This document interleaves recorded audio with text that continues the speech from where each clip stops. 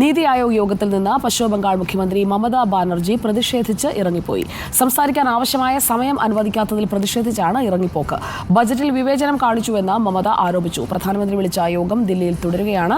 പിണറായി വിജയൻ ഉൾപ്പെടെ പ്രതിപക്ഷ പാർട്ടികളുടെ 7 മുഖ്യമന്ത്രിമാർ യോഗം ബഹിഷ്കരിക്കുന്നുണ്ട്. നോബൽ മാരിക്കാരൻ നൽകും വിവരങ്ങൾ. നോബൽ മാരിക്കാരൻ, ഇന്ത്യ മുന്നണിയിലെ മുഖ്യമന്ത്രിമാർ പങ്കെടുക്കുന്നില്ല എന്ന് തീരുമാനിച്ചിരുന്നു. മമതാ ബാനർജി പക്ഷേ യോഗത്തിൽ പങ്കെടുക്കുകയും അതിർത്തി അറിയിച്ച് ഇറങ്ങിപ്പോവുകയും ചെയ്തുവെന്നാണോ?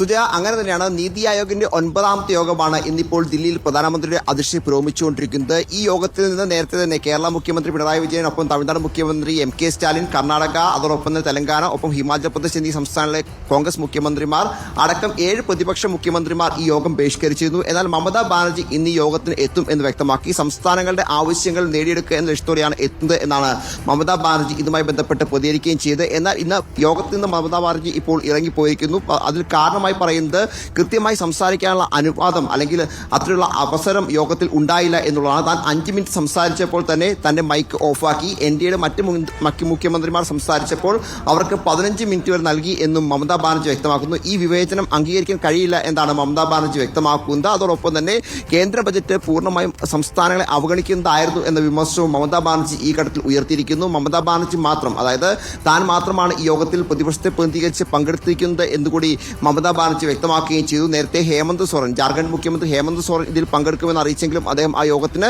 നിലവിൽ എത്തിയിട്ടില്ല. എന്താണെങ്കിലും യോഗം ഇപ്പോഴും പുരോഗമിക്കുകയാണ്. വികസിത ഭാരതം അറ്റ് 2047 എന്ന മുദ്രാവാക്യം, എന്ന ലക്ഷ്യം ഉയർത്തിക്കൊണ്ടാണ് ഈ യോഗം പുരോഗമിക്കുന്നത്. സംസ്ഥാനങ്ങളുടെയും ഒപ്പം കേന്ദ്ര സർക്കാരിന്റെയും ഒരുമിച്ചുള്ള മുന്നോട്ട് പോക്ക്, അതോടൊപ്പം തന്നെ മറ്റ് ഈ പിന്നോക്ക വിഭാഗങ്ങളുടെ ഏകീകരണം, ശാക്തീകരണം അടക്കമുള്ള വിഷയങ്ങളൊക്കെ ഈ യോഗത്തിൽ ചർച്ചയാവുന്നുണ്ട്. എന്താണെങ്കിലും ആ യോഗത്തിൽ നിന്നാണ് ഇപ്പോൾ മമതാ ബാനർജി ഇറങ്ങി വന്നിരിക്കുന്നത്. ഇന്നിപ്പോൾ ഈ നീതി ആയോഗ് യോഗം നടക്കുമ്പോൾ കേന്ദ്ര സർക്കാരിന്റെ കേന്ദ്ര ബജറ്റിനെതിരെ തമിഴ്നാട്ടിൽ DMKയുടെ നേതൃത്വത്തിൽ പ്രതിഷേധം നടക്കുന്നുണ്ട് എന്നും ഏറ്റവും പ്രധാനപ്പെട്ട മറ്റൊരു കാര്യമാണ്. എന്താണെങ്കിലും പ്രതിപക്ഷ പാർട്ടികൾക്ക് കേന്ദ്ര ബജറ്റിൽ, പ്രതിപക്ഷ പാർട്ടികൾ ഭരിക്കുന്ന സംസ്ഥാനങ്ങൾക്ക് കേന്ദ്ര ബജറ്റിൽ ഉണ്ടായ ശക്തമായ അവഗണനയ്ക്ക് എതിരെയാണ് ഇന്നിപ്പോൾ ഈ നീതി ആയോഗ് യോഗം ബഹിഷ്കരിച്ചുകൊണ്ട് പ്രതിപക്ഷത്തെ മുഖ്യമന്ത്രിമാർ പങ്കെടുക്കാറുണ്ട്. ആ യോഗത്തിൽ പങ്കെടുത്തുകൊണ്ട് മമതാ ബാനർജി അവരുടെ എതിർപ്പ് അറിയിച്ച് ഇറങ്ങിപ്പോവുകയും ചെയ്തിരിക്കുന്നു. സുജയ, ഇപ്പോൾ നോബൽ മാരിക്കാരനാണ് വിവരങ്ങൾ നൽകിയത്. നീതി ആയോഗ് യോഗം പുരോഗമിക്കുന്നു. യോഗത്തിൽ പങ്കെടുക്കാനെത്തി പ്രതിഷേധമറിയിച്ച മമതാ ബാനർജി ഇറങ്ങിപ്പോയി. 7 മുഖ്യമന്ത്രിമാർ, പിണറായി വിജയൻ അടക്കം 7 മുഖ്യമന്ത്രിമാർ ഈ യോഗം ബഹിഷ്കരിക്കുകയാണ്. അവഗണനയ്ക്കെതിരായ പ്രതിഷേധമാണിത്.